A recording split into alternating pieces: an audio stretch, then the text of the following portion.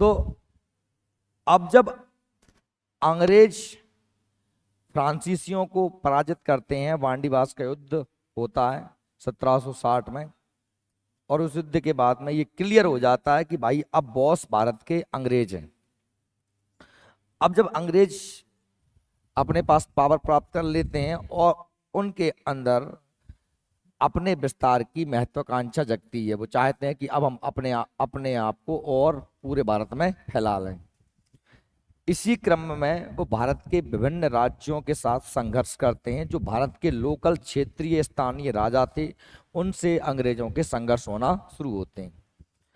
अलग अलग भारत में राज्य थे उस समय 1750 के आसपास, तो सभी से अंग्रेजों की झड़पें हुई, सभी ने अंग्रेजों से संघर्ष किया और अंतोगत्वा सभी अंग्रेजों से हारते गए और अंग्रेज भारत पे हावी होते गए।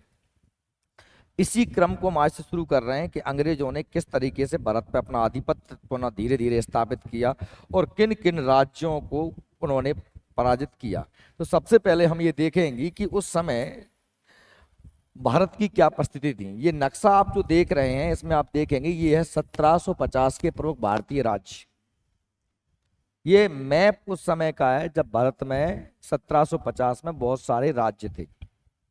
आप लोग देखेंगे कि ये बंगाल है, ये अवध राज्य है, ये दिल्ली में मुगल शासन चल रहा है, ये राजस्थान में राजपूतों का राज्य चल रहा है, ये गायकवाड़ मराठा मध्य प्रदेश में सिंधिया होलकर है ना, ये सब भोंसले नागपुर में, ये सब किसका साम्राज्य? मराठों का साम्राज्य। नीचे मैसूर था, इधर ये क्या था? कर्नाटक था, कर्नाटक है ना, ये कर्नाटक नहीं, मैसूर अलग था और ये कर्नाटक अलग था। तो यहाँ पर मैसूर कर्नाटक में आपने देखा था, कर्नाटक के नवाब और हैदराबाद के निजाम, ये सब क्षेत्र चल रहा था। तो यहाँ पर तो आपको पता ही है कि ये लड़ाइयाँ चल रही थी, आंग्ल फ्रांसीसी युद्ध। यहाँ पर पांडिचेरी थी जो कि फ्रांसीसियों का केंद्र था, और साथ में ही यहाँ पर मद्रास था, वो अंग्रेजों का केंद्र था। ये व्यवस्थाएं दक्षिण की हैं, कल इन पे हमने खूब चर्चा कर ली। अब हम जब बात करने वाले हैं तो उस समय के भारत में जो तत्कालीन एक समृद्ध राज्य था जिसका नाम था बंगाल। क्या नाम था? बंगाल। तो बंगाल पर अंग्रेज किस तरीके से अधिकार करते हैं, किस तरीके से अपने क्षेत्र ब्रिटिश साम्राज्य या कंपनी के क्षेत्र के अंतर्गत बंगाल को शामिल किया जाता है, ये सब चीज को देखेंगे। तो इसमें आप लोगों ने नाम सुना होगा प्लासी का युद्ध। अब प्लासी का युद्ध है वो अचानक तो हुआ नहीं, हम थोड़ी से पहले चलते हैं, प्लासी के युद्ध की पृष्ठभूमि को समझते हैं। बिल्कुल आप देखेंगे कि भारत में मुगलों का साम्राज्य हुआ करता था। किसका हुआ करता था? और अंतिम मुगल बादशाह थे औरंगजेब। औरंगजेब के बाद भी राजा हुए, पर हम अंतिम क्यों कह रहे हैं? क्योंकि औरंगजेब के बाद में मुगलों का पतन शुरू हो गया था। क्या हो गया था? पतन। पतन मतलब कोई भी राजा तो बहुत सारे हुए पर पावरफुल राजा कोई नहीं हुआ। बात कब की है? बात है जब औरंगजेब की 1707 में क्या हो जाती है? मृत्यु हो जाती है। तो हम देखते हैं औरंगजेब की मृत्यु के बाद, तब उसके बाद जितने भी मुगल शासक जिन्होंने सत्ता संभाली वो सब कैसे थे? सक्षम नहीं थे, योग्य नहीं थे, कोई मतलब उन्होंने कोई अच्छा काम नहीं कर पाया। उनके काल में मुगल साम्राज्य छोटा छोटा छोटा होता ही चला गया। जो भी मुगलों के राज्य के अंतर्गत सूबे थे वो सभी सूबे अपने आप को धीरे धीरे क्या करते गए? आजाद करते गए। ये जो बंगाल है ये भी मुगलों का ही एक सूबा हुआ करता था। औरंगजेब की मृत्यु के बाद मुगल शासकों या यूं कहें कि मुगल काल के पतन का दौर शुरू हो गया। इसी क्रम में मुगलों के द्वारा जो क्षेत्र जीते गए थे, जो मुगलों ने क्षेत्र को जीता था पूरे भारत में, उनमें से ज्यादातर क्षेत्र अब अपने आप को स्वतंत्र करने लगे। सब कहने लगे भाई कि अब जब राजा अयोग्य है तो हम अपने क्षेत्र के राजा खुद ही हैं। ठीक है। इन क्षेत्रों में मुख्यतः बंगाल का क्षेत्र था। यह क्षेत्र काफी हद तक इन प्रयासों में सफल हो गया। किन प्रयासों में? मुगलों से आजाद होने के प्रयास में। अब बंगाल की स्थिति देखिए। बंगाल, आज का बंगाल तो बस छोटा सा बंगाल है जिसे हम पश्चिम बंगाल कहते हैं, पर जो उस समय बंगाल था, उस समय देखिए, उस समय बंगाल में बिहार भी आता था, बंगाल में उड़ीसा भी आता था, आज का पश्चिम बंगाल भी आता था और बांग्लादेश भी आता था। समझ पा रहे हो मेरी बात, क्या कह रहा हूं मैं? उस समय जो बंगाल राज्य था, उस समय उसमें बिहार, उड़ीसा, पश्चिम बंगाल और आज का बांग्लादेश, ये सब मिलाकर क्या कहलाता था? बंगाल कहलाता था। क्लियर है ना? और बंगाल क्या था? मुगलों का एक सूबा था। अब इसके बाद में हुआ क्या कि वहां पर जैसे कि औरंगजेब मरा और सभी सूबेदारों ने जितने भी, जैसे बंगाल एक सूबा था, ऐसे आपको पता है औरंगजेब के समय 20 सूबे थे और सभी सूबे आजाद होने लगे थे। औरंगजेब के बुढ़ापे में ही दक्षिण भारत तो लगभग लगभग पूरी तरीके से आजाद हो ही गया था, शिवाजी के नेतृत्व में, मराठों के नेतृत्व में। बताया था मैंने। देखिए उस समय बंगाल के क्षेत्र सिर्फ वर्तमान भारत के बंगाल क्षेत्र जितना नहीं था, बल्कि इसमें उड़ीसा, बिहार और वर्तमान का बांग्लादेश भी आता था। इन सब क्षेत्रों को मिलाकर हम क्या कहते थे? बंगाल कहते थे। 1750, ठीक। इस बंगाल के क्षेत्र में बहुत सारे उद्योग थे। वे ये क्षेत्र शुरू से ही समृद्धशाली रहा है, क्योंकि भाई आप देखेंगे कि यहाँ पर गंगा नदी है ना, और भी छोटी छोटी बहुत सारी नदियां उपजाऊ मिट्टी लेके आती हैं, अच्छी उपज होती है, कपास पैदा होती है, जूट पैदा होता है, और नदियां हैं, उपजाऊ मिट्टी है, तो यहाँ पर जनता भी ज्यादा रहती है। और आप यहाँ पर देखेंगे बिहार के अंतर्गत ही क्षेत्र पड़ता है, जो वर्तमान में झारखंड है। ये पहले बिहार बिहार का हिस्सा हुआ करता था। झारखंड जानते हैं? झारखंड की राजधानी रांची। यहाँ पर लोहा, कोयले की खदानें, ये सब कुछ है, जंगल भी पास में। मतलब ये शुरू से ही समृद्ध रहा और आज से नहीं रहा है, मगध साम्राज्य के टाइम से रहा है। प्राचीन भारत इतिहास में आप देखेंगे तो अंग्रेजों की निगाह थी कि कैसे भी करके बंगाल में जो है हमको व्यापार करने की अनुमति मिलेगी।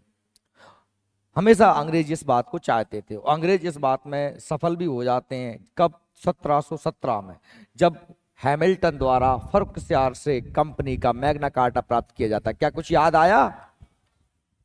हैमिल्टन नाम का डॉक्टर आया था जब मुगल बादशाह कौन था? फर्रुखसियार था। और फर्रुखसियार को बाल तोड़ की बीमारी हो गई थी, उस बीमारी का इलाज कर दिया था हैमिल्टन ने, और फर्रुखसियार बड़ा खुश हो गया। उसने एक मैग्ना कार्टा जारी किया था। क्या जारी किया था? उस मैग्ना कार्टा में ये लिखा था कि आपको, किसको? अंग्रेजों को, बंगाल, बिहार, उड़ीसा में मात्र 3,000 रुपए वार्षिक रुपया दे करके आप पूरे साल भर फ्री व्यापार कर सकते हो, ऐसा हमने पढ़ा है। ठीक है, देखिए तो ये क्षेत्र उपजाऊ क्षेत्र था, कपास पैदा होती थी, उद्योग फैक्ट्रियों के लिए भी अनुकूल था, बंदरगाह भी पास में है, समुद्र पास में है, तो बाहर सामान भेजने लाने ले जाने में भी सुविधा थी। ठीक है, कि समुद्र पास में ही था। इसलिए अंग्रेज ये चाहते थे कि कैसे भी करके बंगाल पर अपना प्रभाव पड़े या बंगाल में हम लोग व्यापार कर पाए। अभी तक कंपनी व्यापारिक कंपनी है, कोई शासक नहीं है। तो 1717 में उस समय शासन कर रहे मुगल शासक फर्रुखसियार ने अंग्रेज ईस्ट इंडिया कंपनी को पूरे बंगाल क्षेत्र में 3,000 रुपए वार्षिक करके शुल्क के रूप बदले में मुक्त व्यापार करने की अनुमति दे दी। इस बात को याद रखना, ये आपको आगे तक काम आने वाली है। हैमिल्टन ने फर्रुखसियार का इलाज कर दिया, उससे वो खुश हो गया। उसने कह दिया कि आप पूरे बंगाल, बिहार, उड़ीसा में मात्र 3,000 रुपये दो, वो पूरे बंगाल बिहार में फ्री व्यापार करो और इसके अलावा कोई टैक्स आपको नहीं दे।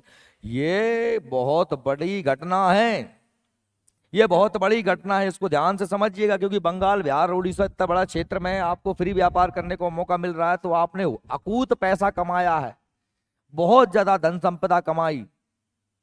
इसीलिए इसे क्या कहते हैं? कंपनी का मैग्ना कार्टा। कंपनी का मैग्ना कार्टा। और इस मैग्ना कार्टा से ही कंपनी को भारत में फैलने का सबसे बड़ा मौका मिला। क्योंकि कंपनी द्वारा जिस भारतीय राज्य पर सबसे पहले अधिकार किया गया वो कौन सा है? बंगाल है। व्यापार के अलावा शासन करने का मौका उन्हें पहली बार कहां मिला है? बंगाल में ही मिला है। बात समझ में आ रही है? इसलिए भारत जो गुलाम हुआ, उसके पीछे अंग्रेजों के बंगाल पर वर्चस्व की मुख्य घटना के रूप में देखा जा सकता है। ठीक है, अब क्या होता है कि भाई 1717 में जब वो कंपनी को मैग्ना कार्टा मिल गया, साथ ही मुगलों का सूबा ही अभी तक, बंगाल मुगलों का सूबा ही तो है। 1717 में मुर्शीद कुली खां बंगाल का सूबेदार या नवाब बना। जब फर्रुखसियार था, उसने एक नए व्यक्ति को बंगाल का सूबेदार बनाया। इसका नाम क्या था? मुर्शीद कुली खां। क्या नाम था? मुर्शीद कुली खां। क्या बना दिया? बंगाल का सूबेदार। ठीक है। अब हालांकि वो नवाब बना बाद में, चूंकि स्वतंत्र नहीं है, आप देख रहे हो वो मुगलों के अधीन ही है। कौन है भैया? मुर्शीद कुली खां। ठीक। और इस समय से व्यावहारिक रूप से स्वतंत्र कार्य करने लगा। हालांकि आंशिक रूप से वो बहुत सारे काम अपनी मर्जी से करने लगा, लेकिन फिर भी वह कुछ रकम, कुछ नजराना मुगलों के सामने भेजा करता था। इसलिए हम कह सकते हैं कि ये जो है स्वतंत्र शासक नहीं था। ठीक है। हालांकि वो मुगलों को समय समय पर अपनी तरफ से नजराना भेजा करता था। नजराना मतलब कुछ पैसे, कुछ रकम, समझ रहे हो? नजराना मतलब कुछ पैसे, रकम, बंगाल पर शासन करने के बदले में कुछ रकम, कुछ पैसे मुगलों को भेजा करता था। इसने ढाका के स्थान पर अपनी राजधानी किसको बनाया? मुर्शिदाबाद। जो पहले ढाका थी, ढाका वर्तमान में बांग्लादेश की राजधानी है, उसने राजधानी को बदल दिया, मुर्शिदाबाद ले आया। तो प्रश्न यही से बनता है कि बताइए, बंगाल की राजधानी को मुर्शिदाबाद कौन लेके आया भैया? कौन? मुर्शीद कुली खां। मुर्शीद कुली खां, मुर्शिदाबाद। नाम से समझ में आ रहा है, मुर्शीद कुली खां, मुर्शिदाबाद, एक जैसे नाम है। ठीक है। 1727 में मुर्शीद कुली खां की मृत्यु के बाद, जब मुर्शीद कुली खां मर गया 1727 में, तो उसके बाद में शुजा-उद-दौला, शुजा-उद-दौला बंगाल का नवाब बना। मुर्शीद कुली खां के बाद में कौन बना? शुजा-उद-दौला नवाब बना। और ये अत्यंत ही न्यायप्रिय शासक था। ये इसने फालतू के ओट पाए नहीं करे, ये सबके साथ में अच्छा व्यवहार करता था, इसलिए ये सबसे एक न्यायप्रिय शासक था। कौन? शुजा-उद-दौला। मुर्शीद कुली खां के बाद में कौन बना? शुजा-उद-दौला। और ये न्यायप्रिय शासक था। कहाँ का? बंगाल का। ठीक है भैया।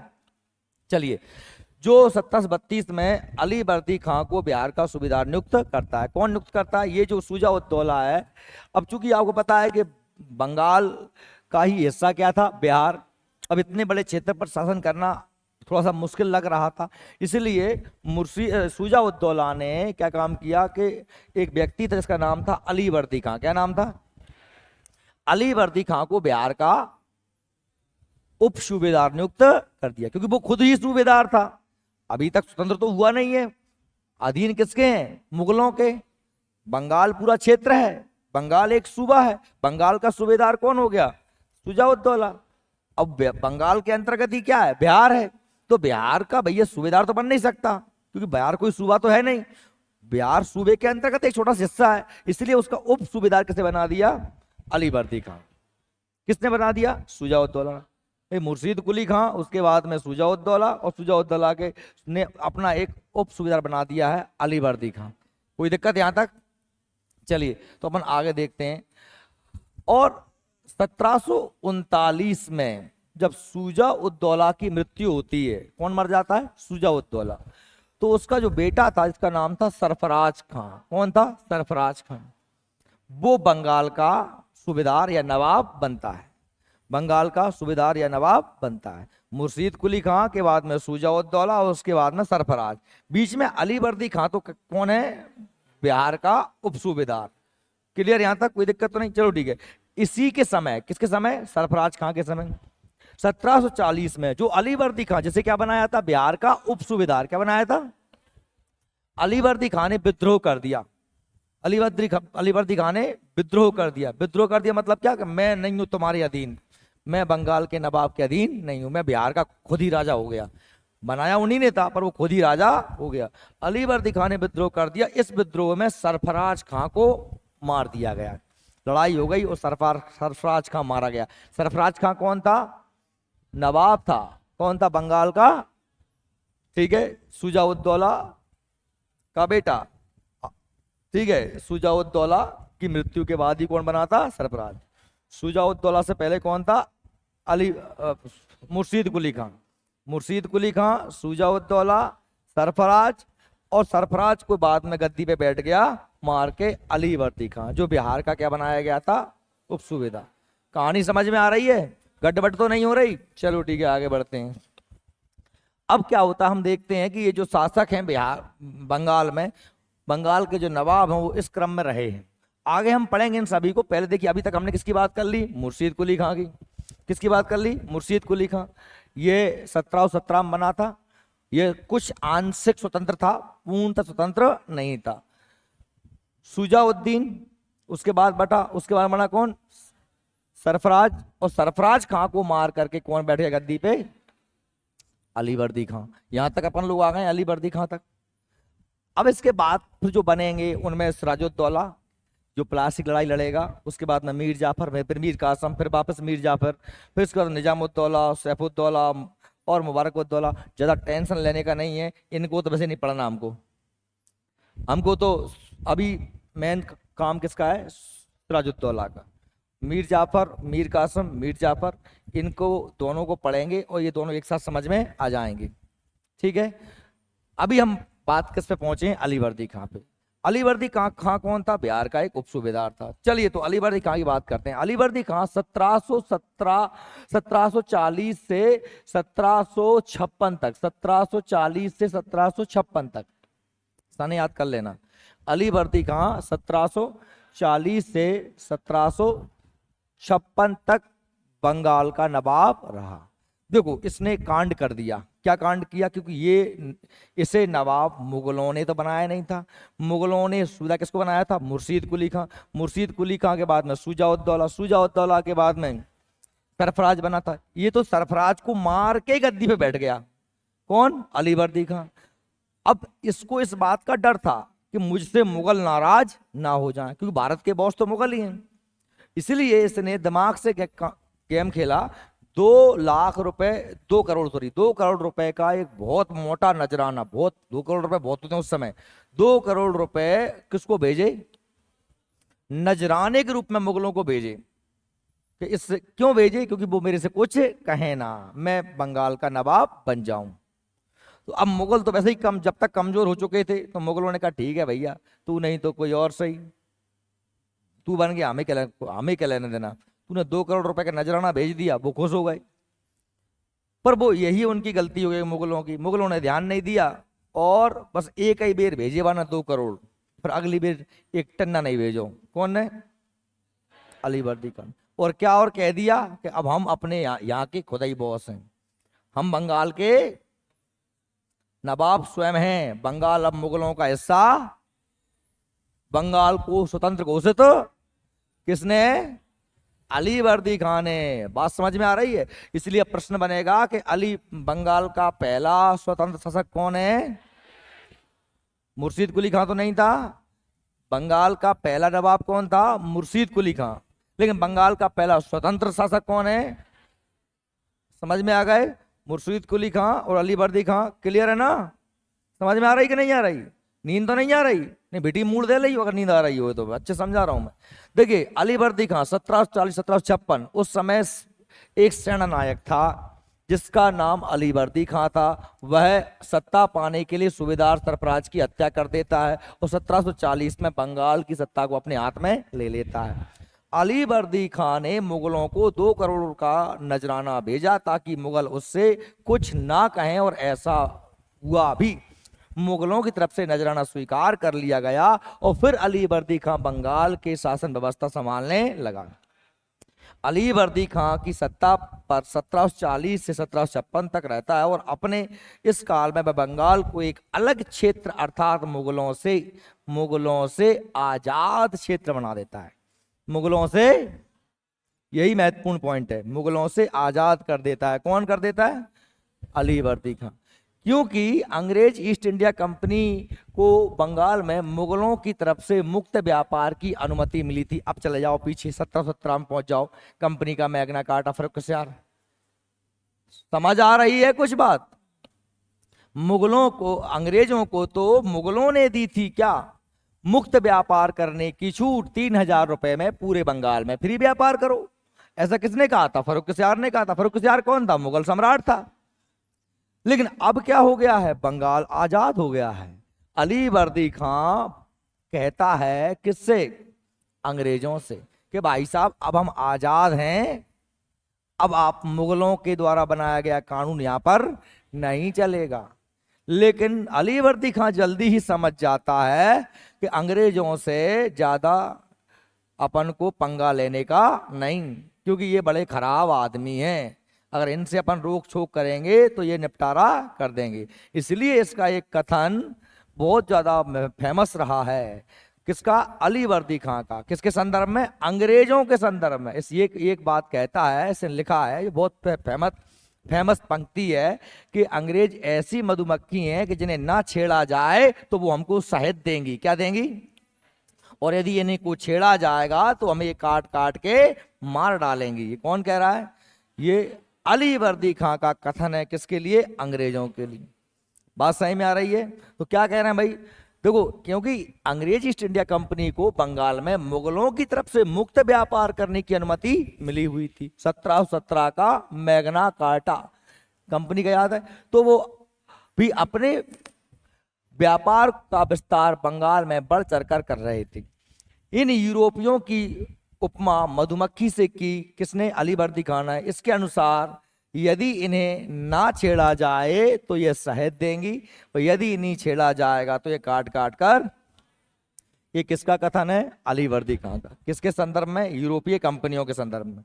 ठीक है। अली वर्दी खां का कोई पुत्र नहीं था। अली वर्दी खां के बेटियां बेटियां थीं। अली वर्दी खां के कोई भी पुत्र नहीं था। इस कारण उसने अपनी सबसे छोटी बेटी के पुत्र, जिसका नाम था सिराजुद्दौला, सिराजुद्दौला को अपना उत्तराधिकारी नियुक्त किया। क्योंकि उसके कोई बेटा नहीं था, उसकी सारी बेटियां ही थी, तो सबसे छोटी बेटी थी, उसके बेटे है ना, इसका नाती हो गया। ठीक है। वो उसके नाना जी हैं अली वर्दी खां, किसके? सिराजुद्दौला के। तो भैया इन्होंने अपने नाती को, सिराजुद्दौला को, बंगाल का नवाब बना दिया। पर चूंकि यहां पर थोड़ा सा टर्निंग पॉइंट आता है।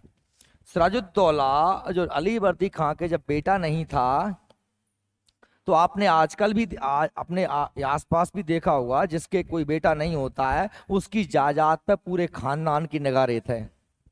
हर आदमी ये जुगाड़ पे रहता है कि जब बब्बा की जायदाद हमें मिल जाए। अब मिली किसको? सिराजुद्दौला को। तो और बहुत से लोग सिराजुद्दौला से चिढ़ने, बात समझ में आ रही है मेरी? बहुत से लोग सिराजुद्दौला से चिढ़ने लगे। और ये सबसे अच्छा मौका था किसके पास? अंग्रेजों के पास।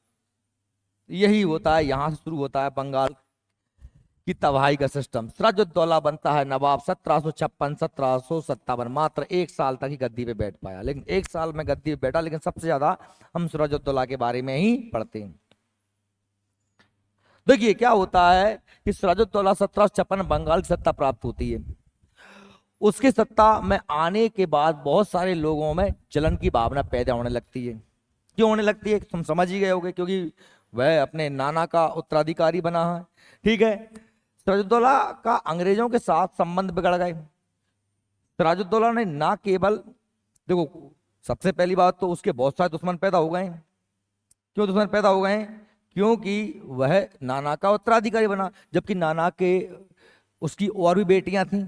जैसे उसकी एक मौसी थी घसीटी बेगम, वो चाहती थी कि मुझे मिल जाए। वो उसका मैं सेनापति था मीर जाफर, वो भी चाहता था मैं बन जाऊं। और भी लोग चाहते थे कि हम बन जाएं, पर हुआ क्या कि बन गया सिराजुद्दौला। तो जो अंग्रेज जो उसका नुकसान करना चाहते थे, उसके शत्रु थे सिराजुद्दौला के, उन लोगों को अंग्रेजों ने शरण दे दी अपने इधर। अब स्वाभाविक सी बात है कि जब तुम मेरे शत्रु की सहायता करोगे तो तुम मेरे शत्रु हो जाओगे, तुम मेरे दुश्मन की सहायता करोगे तो तुम मेरे दुश्मन हो जाओगे। तो स्वाभाविक सी बात है। तो अंग्रेजों से भी सिराजुद्दौला की बिगड़ गई। क्यों बिगड़ी? क्योंकि अंग्रेजों ने उसके शत्रुओं को मदद की, सहायता दी या शरण दी। समझ में आ रही बात? क्या कह रहे हैं? सिराजुद्दौला का अंग्रेजों के साथ संबंध बिगड़ गए, क्योंकि अंग्रेजों ने नवाब के शत्रुओं को शरण दे रखी थी। ठीक है। और नवाब के मना करने के बावजूद भी बस्तियों का दुर्गीकरण कर रहे थे। दुर्गीकरण मतलब क्या? बाउंड्री कर रहे थे। क्या बना रहे थे? किले में दुर्ग बनाना। दुर्ग का मतलब क्या होता है? किला। अगर थोड़ा आप हिंदी का अगर आपको ज्ञान है, दुर्ग का मतलब होता है दूह धन का, जहां पर जाना कठिन हो। ए टोपी सुन ले, दुर्ग का मतलब क्या होता है? जहां पर जाना कठिन हो, है ना। दुर्ग शब्द बना है दूह, विसर्ग संधि है, धन गा। गा का मतलब होता है गमन करना, जाना। तो दू का मतलब होता है दुष्कर, दुर्ग, है ना। तो वहां बड़ी बाउंड्री बना दी आपने। कभी कभी पुराने किले महल देखे होंगे, इस चंदेरी वगैरह तुम गए हो, किसी भी पुराने किले या महल के चारों तरफ बहुत बड़ी बाउंड्री होती है और बहुत बड़ी खाइयां होती हैं, वहां पर आसानी से कोई नहीं पहुंच सकता। तो ये दुर्ग बनाना शुरू कर दिया किसने? अंग्रेजों ने अपने बस्तियों के दुर्ग बनाना शुरू कर दिए, जो खुला चैलेंज था नवाब को, और साथ में उसके शत्रुओं को शरण दे रखी।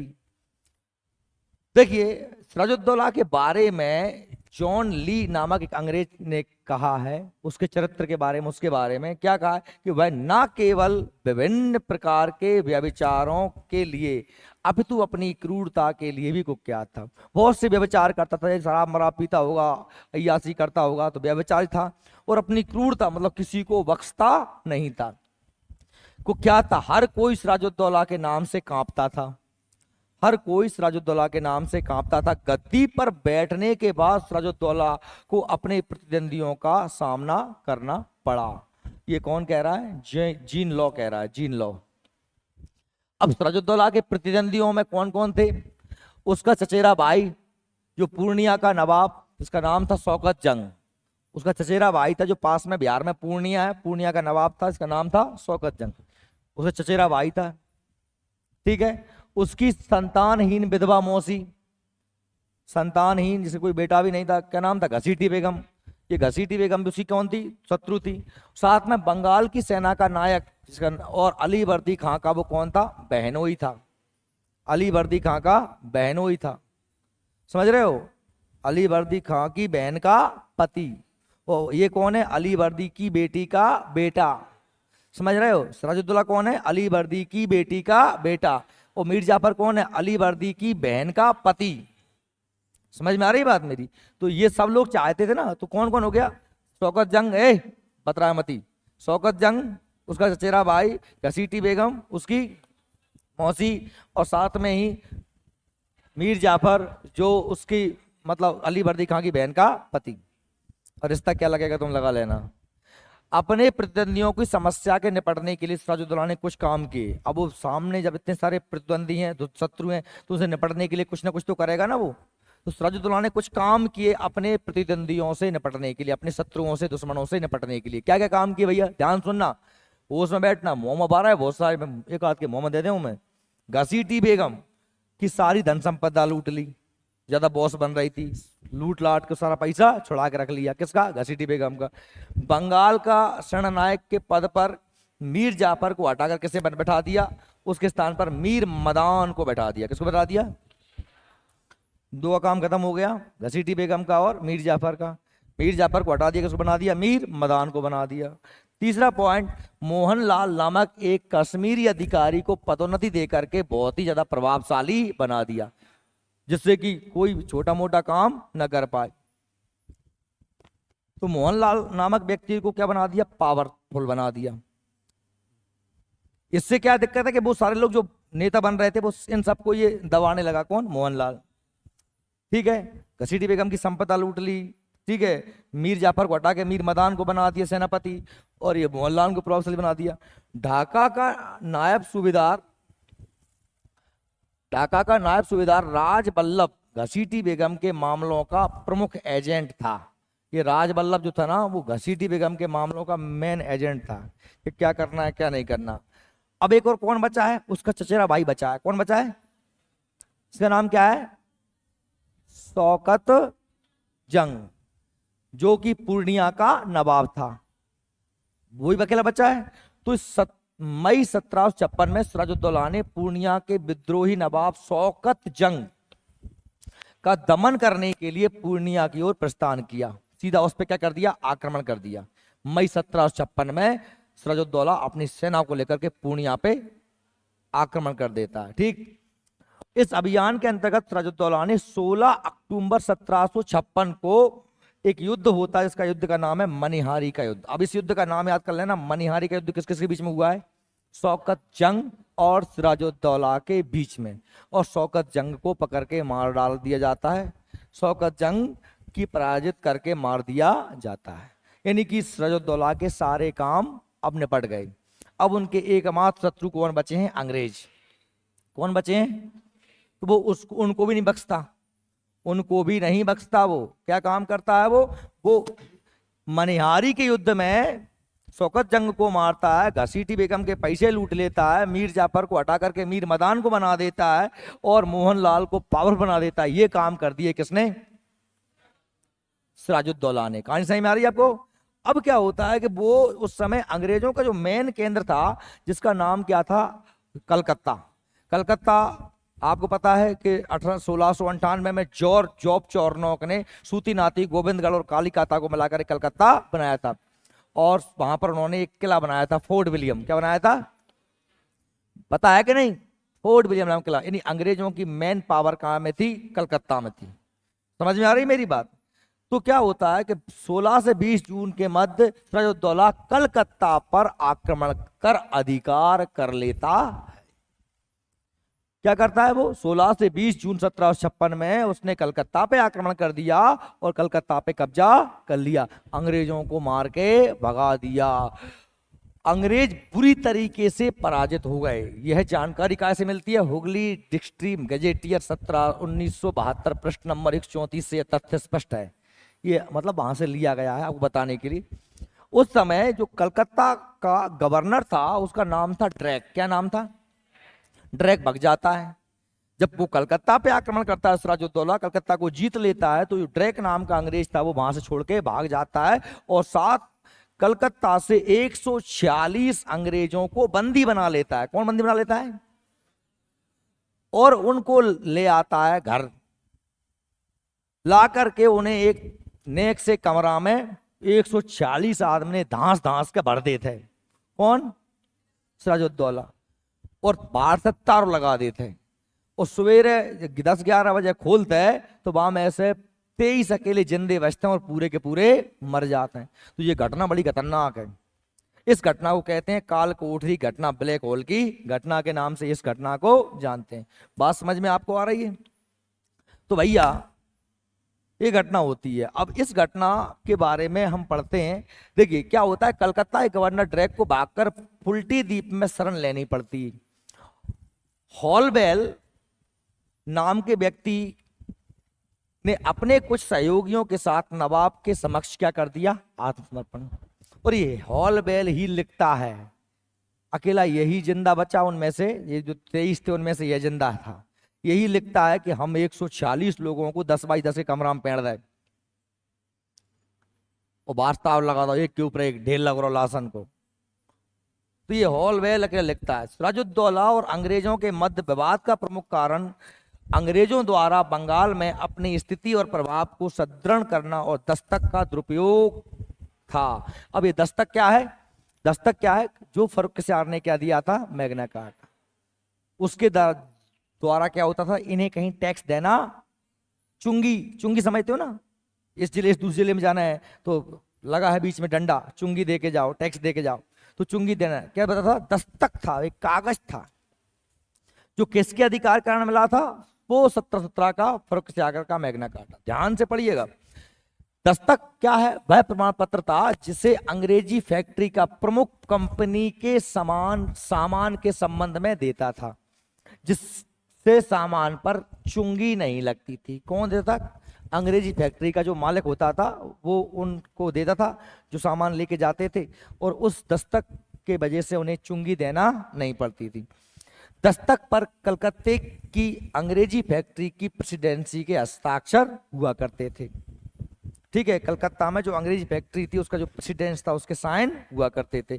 1717 में फर्रुखसियार के फरमान के अंतर्गत सीमा शुल्क से मुक्त व्यापार करने के लिए, समझ में आ रही बात? 1717 में जो अंग्रेज फर्रुखसियार ने क्या दिया था? फरमान दिया था, जारी किया था। फरमान मतलब क्या होता है? आदेश दिया था। उसके अंतर्गत सीमा शुल्क से मुक्त व्यापार करने के लिए अंग्रेजी फैक्ट्री के प्रमुख द्वारा दस्तक जारी किया जाता था। ये बात सही में आ गई आप लोगों को? अब इसका दुरुपयोग कर रहे थे अंग्रेज। क्या दुरुपयोग कर रहे थे? कि वो भारतीय जो अन्य लोग थे ना, अन्य व्यापारी, उनको भी वो दस्तक बेच दिया करते थे। देखो बंगाल के नवाब का कितना घाटा है। एक तो अंग्रेज टैक्स नहीं दे रहे, क्योंकि वो कह रहे हैं कि हमें से तो किसने कहा था? मुगलों ने कहा था, हम तो ये कागज दिखाएंगे। अब चूंकि नवाब दबा हुआ है कि नवाब उनसे नहीं लड़ रहा है, अली वर्दी खाने का मत लड़ो, बस सिराजुद्दौला के साथ दुश्मनी हो गई क्योंकि उसने उसके दुश्मनों को शरण दी। इसलिए अब जब दुश्मनी हो ही गई तो वो क्यों छोड़े? उसने मना कर दिया, उसने कलकत्ता पे अधिकार कर लिया, उसने कहा कोई फरमान मरमान नहीं, खत्म कहानी। क्यों? क्योंकि वो दुरुपयोग क्या कर रहे थे कि खुद तो टैक्स देते ही नहीं थे। 100 रुपए मान लो टैक्स है, टैक्स से बच गए और 50 रुपए में किसी दूसरे व्यापारी को और बेच दिया फरमान। अब वो 50 रुपए किसको मिल गए? अंग्रेजों को। और नवाब को कुछ नहीं मिला, ना तो अंग्रेजों ने दिया और एक व्यापारी से और पैसा कमा लिया। किसने? अंग्रेजों ने। समझ में आ रही बात मेरी? तो ये उल्टा नाटक हो रहा था। और फिर बाद में क्या होता है कि जब कलकत्ता पे कब्जा हो गया, फिर बाद में अंग्रेज 2 जनवरी 1757 को कलकत्ता पर पुनराधिकार कर लेते हैं। इसको हम देखते हैं धीरे धीरे, एकदम नहीं कर पाया अभी तक। हम ये देखते हैं कि कलकत्ता पे अधिकार कर लिया किसने? सिराजुद्दौला ने। 140 अंग्रेजों को हॉलवेल के साथ गिरफ्तार कर लिया और जो ड्रैक था वो भाग गया, द्वीप में जाके छुप गया। बात सही में आ गई? कौन भाग गया? ड्रैक, जो कलकत्ता का गवर्नर था। ड्रैक भाग गया और साथ में ही सिराजुद्दौला 140 अंग्रेजों को पकड़ के साथ में ले आता है। तो कहां ले आता भैया? अब आती है कालकोठरी की घटना। 20 जून 1756। इस घटना का उल्लेख एक अंग्रेज अधिकारी कौन करता है? हॉलवेल, जो उन 140 लोगों में था। हॉलवेल के अनुसार 20 जून की रात्रि को नवाब ने 140 अंग्रेज बंदियों को एक काल कोठरी में बंद कर दिया, ब्लैक हॉल में बंद कर दिया। दूसरे दिन 123 अंग्रेजों की मृत्यु हो गई और हॉलवेल सहित कुल 23 अंग्रेजी जीवित बचे। पर बहुत से इतिहासकारों ने केवल हॉलवेल के अलावा इस घटना की पुष्टि किसी और ने नहीं की, इसलिए इस घटना को संदेहास्पद भी माना जाता है। हो सकता है अंग्रेजों ने ये सिराजुद्दौला पे आक्रमण करने के लिए क्या बनाया? बहाना बनाया कि हमारे 140 लोगों को 123 लोगों ने मार दिया। बात समझ में आ रही मेरी? संभवतः यह हॉलवेल की मनगढ़ंत कहानी है, क्योंकि इसकी पुष्टि अन्य स्रोतों से नहीं हुई। ऐसा भी हो सकता है। ठीक है, आगे बढ़ते हैं। अब क्या होता है? ये जो घटना घट गई, कलकत्ता पे अधिकार कर लिया गया, 140 लोगों को कालकोठरी में बंद कर दिया गया। ये सूचना पहुंचती है कहां? दक्षिण में। दक्षिण मतलब कहां? मद्रास। और वहां पर क्या चल रहा है अभी? तृतीय कर्नाटक युद्ध। क्या चल रहा है? कब से कब चला था? 1756 से 1763। याद आ रहा है कुछ? अब वहां पर पहुंचती है कि यार कलकत्ता पे अधिकार कर लिया सिराजुद्दौला ने और साथ ही अंग्रेजों को एक कमरे में बंद करके मार दिया। अब वो लोग वहां से क्लाइव को भेजते हैं कि तुम जाओ भैया कलकत्ता को बचाओ। क्या होता है कि इस घटना के बाद नवाब कलकत्ता मनिक चंद के हाथों में सौंप करके अपनी राजधानी का लौटे आता है, मुर्शिदाबाद। सिराजुद्दौला ने कलकत्ता को जीता था और कलकत्ता कैसे सौंप गया? वो अपने एक व्यक्ति जिसका नाम था मनिक चंद, वो हाथ में दे दिया। वो खुद कहां चला गया? राजधानी चला गया। सिराजुद्दौला ने कलकत्ता जीतने के बाद उसका नाम बदल दिया, क्या रख दिया? अलीनगर। ये और इंपोर्टेंट घटना है। कलकत्ता उसने जीता सिराजुद्दौला ने, और उसका नाम क्या बदल दिया? अलीनगर। कलकत्ता के विनाशकारी पतन का समाचार मद्रास में अगस्त 1956 में पहुंचा। कब पहुंचा? ये कलकत्ता का भैया खात्मा कर दिया सिराजुद्दौला ने। ये सूचना मद्रास, कहां पर? मद्रास।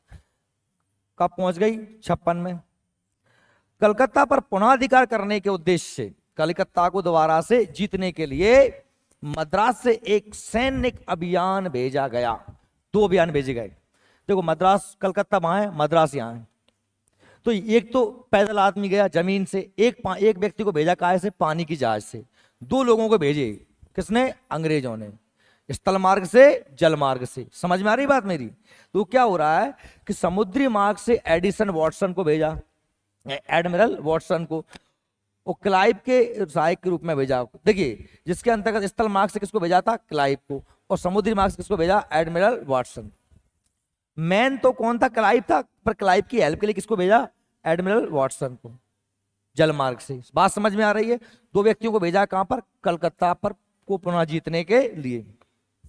ये दोनों लोग पहुंचते हैं। क्लाइव ने बजबज पर अधिकार कर लिया, बंगाल के पास में जो बजबज था उस पर अधिकार कर लिया। और 2 जनवरी को 1757 कलकत्ता पर पुनः अंग्रेजों का अधिकार हो गया। वापस से अंग्रेजों ने कलकत्ता को कब्जा कर लिया। लेकिन नवाब सिराजुद्दौला क्यों मानता? उससे जैसे ही मालूम चला कि अंग्रेजों ने पुनः कब्जा कर लिया तो दोबारा सेना लेके पहुंच गया कहां? कलकत्ता। लेकिन इस बार उल्टा हो जाता। इस बार अंग्रेज फुल तैयारी के साथ थे। क्लाइव भी था और साथ में उसके साथ में एडमिरल वाटरसन, क्या नाम है इसका? वाटसन ये भी था। और भी सभी मिलकर सिराजुद्दौला को पराजित कर देते हैं। अब जब सिराजुद्दौला को पराजित कर दिया अब जब हार गया सामने वाला आदमी तो फिर कुछ ना कुछ तो होगा, राजीनामा होगा, संधि होगी। और फिर अलीगढ़ की क्या होती है, संधि होती है। किस किस के बीच संधि होती है, अंग्रेजों और सिराजुद्दौला के बीच में। क्लाइव ने बजट पर अधिकार कर लिया और 2 जनवरी 1757 कलकत्ता पर पुनः अंग्रेजों का अधिकार हो गया। नवाब सिराजुद्दौला ने एक बार पुनः कलकत्ता को जीतने का प्रयास किया, किंतु वह असफल रहा। अंत में 9 फरवरी 1757 को नवाब सिराजुद्दौला और अंग्रेजों के बीच में क्या होती है, अलीगढ़ की संधि। क्या होती है, किसके बीच में होती है, नवाब। समझ में आ रही है ना सभी को, कोई सो तो नहीं रहा, वो समय बैठे रहना, नहीं सूझ जाओगे। अब इस संधि में क्या क्या लिखा गया, ये संधि में क्या क्या चीजें तय हुई, अलीगढ़ की जो संधि हुई उसमें क्या क्या संधि हुई अंग्रेजों और सिराजुद्दौला के बीच में। अलीगढ़ की संधि में क्या क्या था, इसको सुनिए कि फर्रुखस्वार द्वारा जो दिए गए फरमान के अधिकार पुनः अंग्रेजों को प्रदान किए जाएंगे। जो फर्रुखस्वार ने पहले कह दिया था कि भाई मुक्त व्यापार होगा, वो अंग्रेजों को अधिकार वापस मिल गए। साथ में ही सिराजुद्दौला ने अंग्रेजों को 3 लाख रुपए क्षतिपूर्ति के रूप में प्रदान किए कि तुमने हमारे कलकत्ते को तोड़ा, हमारे दुर्ग तोड़ दिए, अंग्रेजों को मार दिए, इसलिए तुम हमें क्या दो, हर्जाना दो। कितने 3 लाख रुपए। अंग्रेजों को कलकत्ते की किलाबंदी अपनी इच्छा अनुसार करने की अनुमति मिल गई। जिस किलाबंदी की सिराजुद्दौला मना कर रहा था ना दुर्ग बनाने की, उन्होंने कहा हम तो अपने कलकत्ते का क्या बनाएंगे, दुर्ग बनाएंगे, बाउंड्री बनाएंगे, तो यह अनुमति मिल गई। अंग्रेजों को कलकत्ते में अपना सिक्के डालने की भी अनुमति, कि हम अपने पैसे खुद बनाएंगे। समझ रहे हो, मुगल फर्रुखस्वार का मैग्ना कार्टा वापस मिल गया।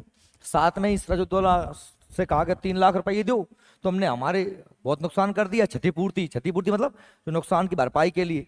और साथ में ही कलकत्ता में हम क्या करेंगे, बाउंड्री करेंगे और अपने सिक्के खुद बनाएंगे। ये सब शर्तें काय के हिसाब से थी, अलीगढ़ की संधि।